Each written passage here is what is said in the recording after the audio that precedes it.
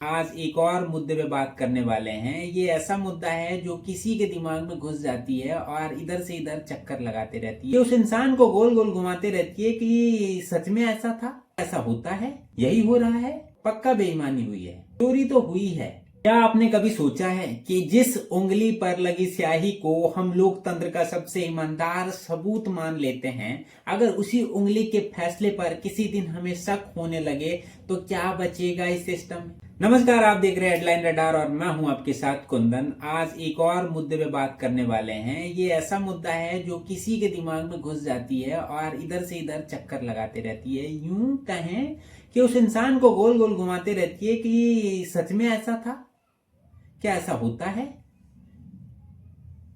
यही हो रहा है, पक्का बेईमानी हुई है, चोरी तो हुई है, ऐसे नहीं हो सकता। तो आइए उस मुद्दे पे बात करते हैं थोड़ा। क्या आपने कभी सोचा है कि जिस उंगली पर लगी स्याही को हम लोकतंत्र का सबसे ईमानदार सबूत मान लेते हैं, अगर उसी उंगली के फैसले पर किसी दिन हमें शक होने लगे तो क्या बचेगा इस सिस्टम में? यह सवाल किसी संगठन का नहीं है, यह सवाल उस आम आदमी का है जो 5 साल में एक बार खुद को सबसे ताकतवर समझता है। आज हम यह बहस करने नहीं आए हैं कि कौन जीतता है और कौन हारता है। आज हम यह समझना चाहते हैं कि जीत हार तय कैसे होती है। पहले कागज से होती थी, मुहर लगती थी, पेटी गिरती थी और गांव गांव में पेटियां रातों रात बदल जाया करती थी। बूथ कैप्चरिंग होती थी, हिंसा होती थी और लोकतंत्र खामोश खड़ा रहता था। इसलिए देश ने कहा कुछ बदलना होगा और 1998 से 2000 के बीच में एक मशीन आई जिसे ईवीएम कहा गया। यह फैसला किसी एक सरकार का नहीं था, यह संसद की सहमति से हुआ फैसला था जिसे उस वक्त लगभग सभी संगठनों ने अपनाया। ईवीएम कोई स्मार्टफोन नहीं है, न उसमें इंटरनेट है, न वाईफाई है, न सिम है, न ब्लूटूथ है। यह बस एक साधारण मशीन है जो बटन दबाने का हिसाब रखती है। यह मशीन भारत सरकार में बनती है, भारत सरकार की इकाइयों बीईएल और बीसीआईएल में। लेकिन कहानी वहीं खत्म नहीं होती, क्योंकि मशीन अकेली कुछ नहीं करती। मशीन के साथ चलता है इंसानों का पूरा सिस्टम। कलेक्टर, कर्मचारी, police, strong room, transport, seal, चाबी, गिनती। और सवाल यहीं से उठते हैं। चुनाव आयोग लगातार कहता आया है कि हर मशीन की फर्स्ट लेवल चेकिंग होती है, उम्मीदवारों की मौजूदगी में मॉक पोल होता है, मशीन सील होती है, रैंडमाइजेशन होता है, स्ट्रांग रूम में सीसीटीवी निगरानी होती है और अब वीवीपैट भी है। चुनाव आयोग का यह कहना भी सच है कि आज तक देश भर में ईवीएम से बड़े पैमाने पर चुनाव बदले जाने का कोई प्रमाण साबित नहीं हुआ। लेकिन दूसरी तरफ विपक्ष यह भी कहता है कि सवाल मशीन का नहीं, प्रक्रिया की पारदर्शिता का है। कांग्रेस कहती है अगर सब कुछ सही है तो वीवीपैट का 100% मिलान क्यों नहीं, सॉफ्टवेयर की ऑडिटिंग किसी स्वतंत्र एजेंसी से क्यों नहीं। समाजवादी पार्टी के अखिलेश यादव कहते हैं कि अगर भरोसा पूरा है तो ज्यादा जांच से डर क्यों। राजद का कहना है कि गरीब और गांव का मतदाता सिर्फ सही नतीजा नहीं, दिखता हुआ भरोसा चाहता है। और यह कहना भी गलत नहीं है कि वीवीपैट विपक्ष और सर्वोच्च न्यायालय की दखल से आया। 2013 में अदालत ने कहा कि मतदाता का विश्वास जरूरी है और 2019 में सीमित वीवीपैट मिलान का आदेश दिया गया।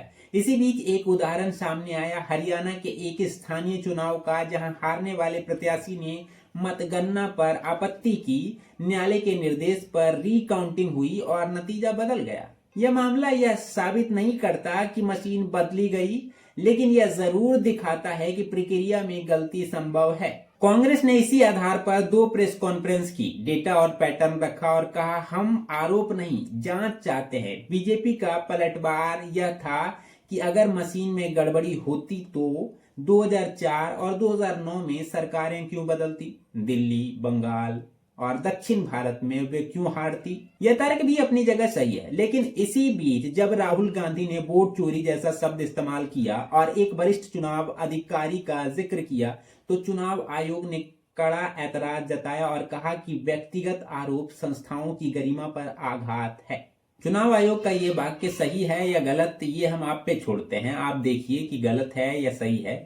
विशेषज्ञों की बात करते हैं कि विशेषज्ञ इस पे कहते क्या हैं। तकनीकी विशेषज्ञ कहते हैं कि भारत की ईवीएम को हैक करना अब तक साबित नहीं हुआ है, लेकिन प्रक्रिया से जुड़े लोग कहते हैं कि अगर कुछ हो सकता है तो मशीन के अंदर नहीं, मशीन के आसपास। और राजनीतिक विश्लेषक मानते हैं कि जब संवाद कम होता है तो शक बढ़ जाता है। कुछ लोग विदेशों का उदाहरण देते हैं जहां ईवीएम हटा दी गई है, लेकिन यह भी सच है कि भारत का पैमाना उन देशों से कई गुना बड़ा है और सीधी तुलना सही नहीं है। तो इस पूरी बहस का निष्कर्ष क्या है? यह नहीं कि सब कुछ गलत है और यह भी नहीं कि सवाल पूछना गलत है। सच यह है कि तकनीक मजबूत है, लेकिन भरोसा संवाद से बनता है। लोकतंत्र सिर्फ मशीन से नहीं चलता, वह उस विश्वास से चलता है जो हर आम आदमी अपने वोट में रखता है। और अगर उस विश्वास पर बार बार सवाल उठेंगे तो जवाब भी उतनी ही मजबूती से मिलने चाहिए, क्योंकि अगर मत का भरोसा टूट गया तो संविधान चुप हो जाएगा। और इसी भरोसे को जिंदा रखने के लिए सवाल भी जरूरी है और जवाब भी जरूरी है। तो ये हमारी वीडियो थी जिसमें हमने अपने स्तर से तथ्य जो हमें मिली वो हम आपके सामने रखे, और फैसला अब आपके सामने है। आपको क्या लगता है, वोट चोरी होती है या नहीं होती है, वो कमेंट बॉक्स में बताइए।